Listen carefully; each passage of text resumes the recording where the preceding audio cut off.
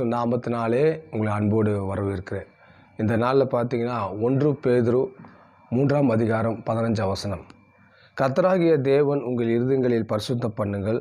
உங்களில் இருக்கிற நம்பிக்கை குறித்து உங்களிடத்தில் விசாரித்து கேட்கிற யாவருக்கும் சாந்தத்தோடும் வணக்கத்தோடும் உத்தரவு சொல்ல எப்போதும் ஆயத்தம் வாருங்கள்.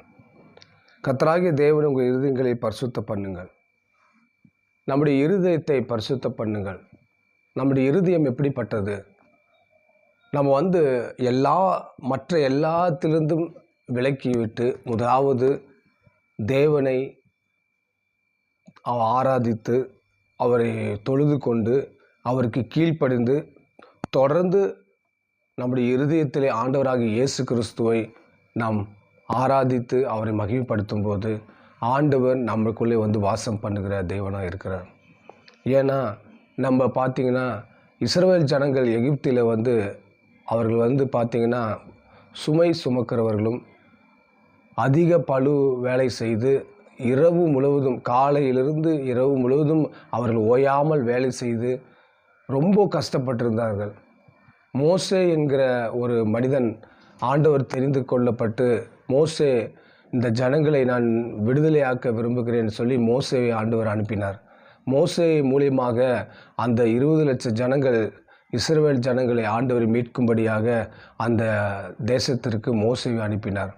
அந்த பார்த்திங்கன்னா அவர்கள் இரவு முழுவதும் மோசேவை அந்த எகிப்தியர் இஸ்ரவேல் ஜனங்களை அடிமைப்படுத்தி அதிகமாய் வேலைப்பளுகளை கொடுத்து அவர்களை தேவனை பார்க்கக்கூடாதபடி தொழுது கொள்ளாதபடி அவர்களை ரொம்பவும் வேதனைப்படுத்தினார்கள்.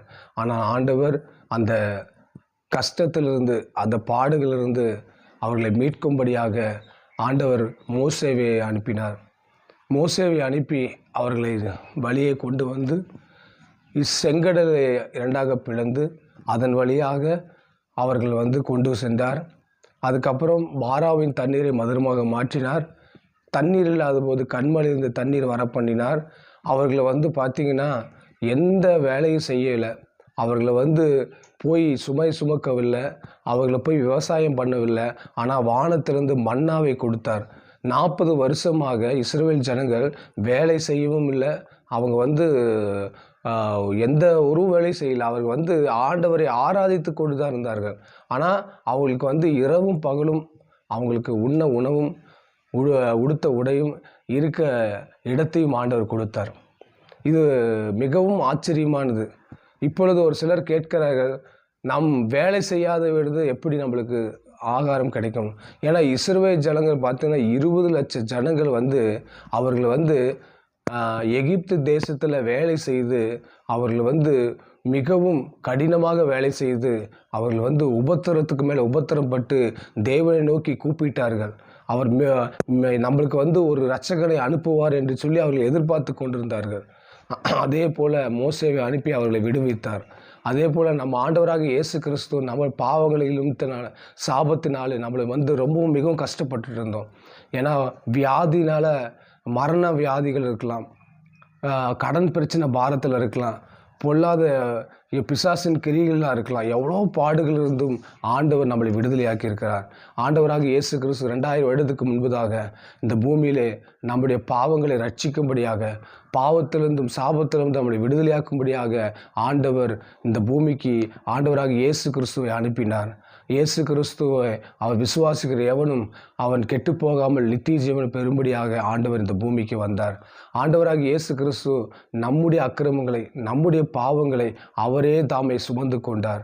நமக்கு வர வேண்டிய அக்கினியை அவரே ஏற்றுக்கொண்டார். ஏன்னா நாம் கஷ்டப்பட வேண்டும். ஆனால் அந்த கஷ்டத்தை பாடுகளை அவர் சுமந்து கொண்டார். உனக்கு சமாதானத்தையும் சந்தோஷத்தை தர நான் ஆண்டவர் சொல்கிறார், நான் உங்களுக்கு பரிபூர்ண சுகத்தை கொடுப்பேன், பரிபூரணமான ஆசீர்வாதத்தை கொடுப்பேன். பிசாசோ அழிக்கவும் கொல்லவும் வரான் ஒன்றி வேறொன்றுக்கு வரான், நானோ அவர்களுக்கு பரிபூர்ண ஜீவனை உண்டாக்கும்படி வந்தேன் என்றார். ஆண்டவராக இயேசு கிறிஸ்து இந்த பூமியில் பரிபூரணத்தை கொடுக்க வந்தார். இந்த பூமியில் பார்த்தீங்கன்னா பரிபூரணம் இல்லை.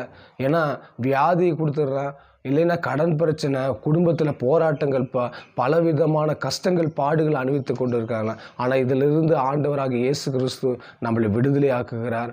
நம்மளுக்கு ஆண்டவர் அற்புதமாய் நம்மளை வெளியே கொண்டு நம்மளை ஆசீர்வாதமாய் வைக்கிறார். இந்த உலகத்தில் பார்த்தீங்கன்னா பாவத்தினாலும் சாபத்தினாலும் எவ்வளவு உபத்திரவத்தை வேதனைப்படுகிறார்கள். ஆனால் ஆண்டவராக இயேசு கிறிஸ்து நமக்காக மரித்து 3ஆம் நாள் உயிரோடு எழுந்து நம்முடைய பாவங்களின் சாபங்களை நம்மளுக்காக அவர் ரத்தத்தை சிந்தினார். அவர் நமக்காக சிலுவை சுமந்தார். அவர் நமக்காக ஜீவனை கொடுத்தார். அவர் மரித்து 3ஆம் நாளில் உயிரோடு எழுந்தார். அவர் மறுபடியும் பிதாவின் வலது வருஷத்தை மீட்டிருந்து நமக்காக பரிந்து பேசி கொண்டிருக்கிறார். ஏன்னா பார்த்தீங்கன்னா ஆண்டவராக இயேசு கிறிஸ்து பூமியில் இருக்கும்போது 5 அப்பம் 2 மீனை எடுத்து 5000 பேர் போஷித்தார். ஆண்டவர் குறைவுகளை நிறைவாக்குறவர்.